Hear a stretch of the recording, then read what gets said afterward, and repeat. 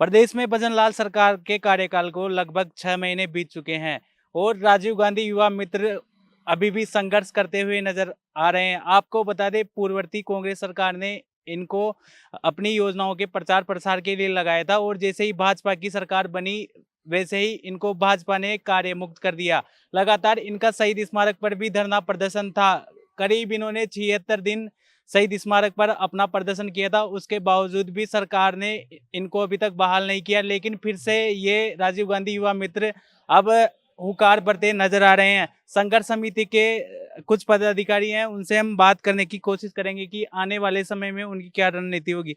Sir, लगातार पिछले महीनों में आपने 76 दिन शहीद स्मारक पर प्रदर्शन किया था, आचार संहिता लग गई, उसके बाद आपको धरना प्रदर्शन हटाना पड़ा। अब वापिस आप लगातार अपनी बहाली को लेकर प्रयास कर रहे हैं, उसको लेकर क्या कहेंगे? देखिए, पूरे राजस्थान के युवा मित्रों का 73 दिन शहीद स्मारक जयपुर पे धरना चला। उस दरमियान जब सरकार ने कोई डिसीजन हमारे फेवर में नहीं लिया, तो कुछ आवेश में आके हमारे युवा मित्र साथी पानी की टंकी पे चढ़ गए थे। और उस टाइम पे सरकार के और हमारे एक डेलीगेशन के रूप में वार्ता हुई थी कि टंकी से उतर जाएँ, हम आपकी माँगों पे विचार करेंगे। और उस डेलीगेशन में ये तय हुआ था कि विकसित राजस्थान युवा मित्र के तौर पे आपको आचार संहिता के बाद में बहाल किया जाएगा। साथ ही पुलिस कमिश्नर साहब भी वहाँ मौजूद थे। ये भी तय हुआ था कि किसी तरह के आपके ऊपर कोई मुकदमे नहीं लगाए जाएँगे। लेकिन उस टंकी के 16 मार्च के प्रकरण के बाद ही 4-5 दिन बाद हमारे ऊपर मुकदमे दर्ज कर लिए गए। 9 से 10 धाराओं संगीन धाराएँ, जिस तरीके से कोई अपराध किया हो, किसी का मर्डर किया हो, उस तरीके की धाराएँ हमारे ऊपर लगा दी, जबकि हम तो बेरोज़गार युवा हैं। तो उसके बाद चुनाव हो गए। चुनाव के बाद में हमें उम्मीद थी कि जैसे आचार संहिता हटेगी, राजस्थान सरकार अपना किया हुआ वादा निभाएगी और हमें नए रूप में, नए विभाग में हमें बहाली मिलेगी। लेकिन अभी तक सरकार का ऐसा कोई विचार हमें लग नहीं रहा। आज 4-5 दिन से हमारे पूरे राजस्थान वर्ष के युवा आए हुए हैं और जयपुर की सड़कों पे घूम रहे हैं, लेकिन सरकार का कोई इरादा हमको नज़र नहीं आ रहा।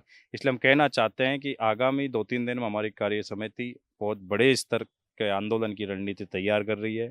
या तो सरकार से निवेदन है कि 2 जुलाई को जो आप कैबिनेट की मीटिंग करने जा रहे हो, उसमें निर्णय लें। इन 5,000 युवा मित्रों के भविष्य और इनके साथ हज़ारों उम्मीदें जुड़ी हुई हैं, इनके परिवार जुड़े हुए हैं, उनके बारे में भी आप विचार करें।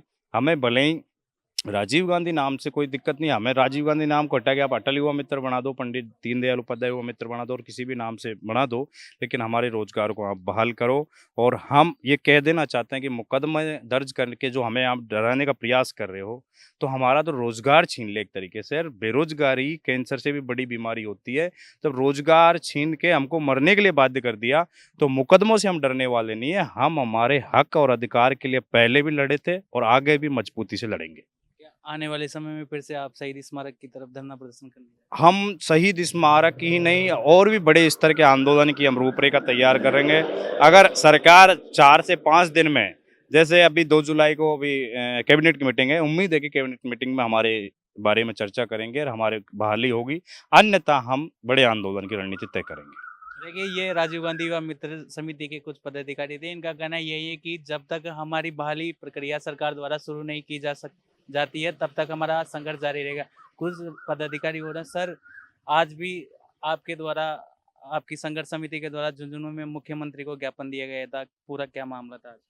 देखिए, आज भी जो हमारी झुंझुनू की जिला कार्यकारिणी बनी हुई है, उसके माध्यम से माननीय मुख्यमंत्री भजनलाल जी को ज्ञापन दिया गया कि वो हमें जो आपने वादा किया था, 16 मार्च को आपके डेलीगेशन ने जो हमसे वादा किया था कि आचार संहिता के बाद विकसित राजस्थान युवा मित्र के रूप में आपकी बहाली की जाएगी। और बिजू जाट जोसफ जी भी उस डेलीगेशन में थे। उन्होंने कहा था कि किसी प्रकार का कोई मुकदमा आपके एक भी युवा मित्र पर नहीं लगाया जाएगा।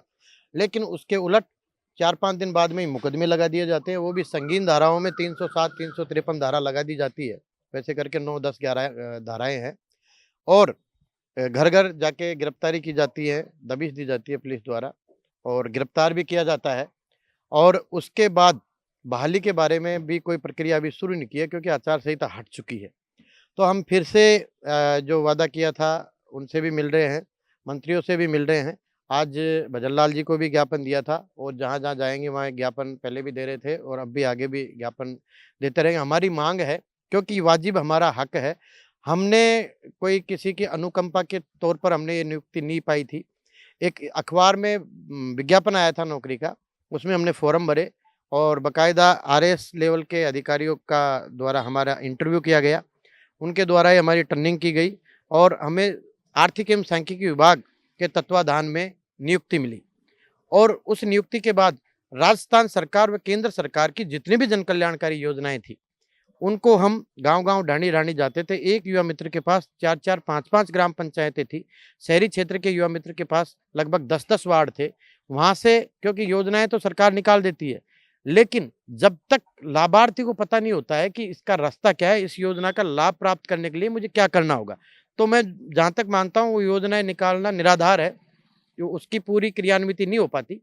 तो युवा मित्रों के माध्यम से हम लाभार्थी की पात्रता जानते थे कि अगर वो इस योजना का पात्र है, तो उस पात्रता को जानकर उसके जो कागजात पूर्ति नहीं होते थे, उन कागजों को पूर्ति हम ई मित्र के माध्यम से उनको ले जाकर पूरा करवाते थे और उन्हें प्रत्यक्ष लाभ दिलवाते थे। एक-एक युवा मित्र ने लगभग 2-2 हज़ार लाभार्थियों को लाभ दिलाया है प्रत्यक्ष रूप से।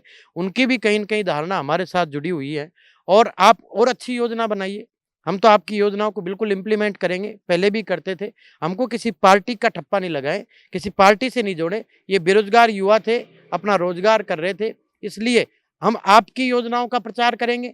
आगे कोई गवर्नमेंट आएगी तो उसकी योजनाएँ, जो योजनाएँ होंगी, तो उसका प्रचार करेंगे। क्योंकि हमारा कोई राजीव गांधी युवा मित्र जब नाम था, तो आपकी सरकार आई है, तो जैसे अन्नपूर्णा रसोई योजना किया है, इंदिरा गांधी रसोई योजना का नाम, वैसे ही आप कोई भी नाम जो आपको अच्छा लगता है, वो नाम रख के इन युवा मित्रों के 5,000 परिवारों के भरण पोषण की जिम्मेदारी ले। और अगर आप इनकी नियुक्ति नहीं करते हैं, तो हमारी संघर्ष समिति एक ठोस निर्णय लेगी और आखिरी दम तक लड़ेगी, क्योंकि संघर्ष हम पहले भी किया है और संघर्ष हमारा आगे भी जारी रहेगा। पूरी ईंट से ईंट बजा के रखेंगे हम सरकार। मैम, आपने भी लगातार 76 दिन शहीद स्मारक पर प्रदर्शन किया था, अब आप सरकार को क्या कहना चाहते हैं? मैं तो ये बोलना चाहती हूँ सरकार को भी, पहले ही हमने इतना धरना चला था और हमने लगातार संघर्ष किया, और जो हमारे भाई बहन टंकी पे चढ़े थे, तो उस दिन लास्ट दिन उनसे बात हुई थी, तो उन्होंने यही कहा था कि आचार संहिता के बाद आपको वापस कोई भी नाम बदल के आप मांग पत्र रखो और हम उसको आपको वापस लगा लेंगे। तो उन्होंने वापस नहीं लगाए और ऊपर से उन्होंने मुकदमा लगा लिया। तो सरकार जब बनती है, सरकार आती है, तब तो वादा करती है युवाओं से कि हम आपको रोजगार देंगे, और ये सरकार ने दिया क्या? बेरोजगार के ऊपर मुकदमा लगा दिया। मैम, उम्मीद है सरकार आपको बहाल करेगी? हाँ, उम्मीद तो कर रहे हैं सरकार से कि हो सकता है कि सरकार से यही उम्मीद है कि हमारा नाम चेंज कर दो और हमें बेरोजगार मत करो। देखिए, तमाम राजीव गांधी युवा संघर्ष समिति के पदाधिकारी हैं, इनका यही कहना है कि अभी भी हमें सरकार से लगातार उम्मीद है कि सरकार हमारी बहाली प्रक्रिया जल्दी शुरू करेगी। अगर सरकार आने वाली कैबिनेट की बैठक में अगर इनकी बहाली को लेकर कुछ कदम उठाती है, तो इनके लिए बहुत बड़ी खुशी की बात होगी। मैं सुनील कुमावत, कैमरामैन सहयोगी संजय शर्मा के साथ द नगरी मीडिया।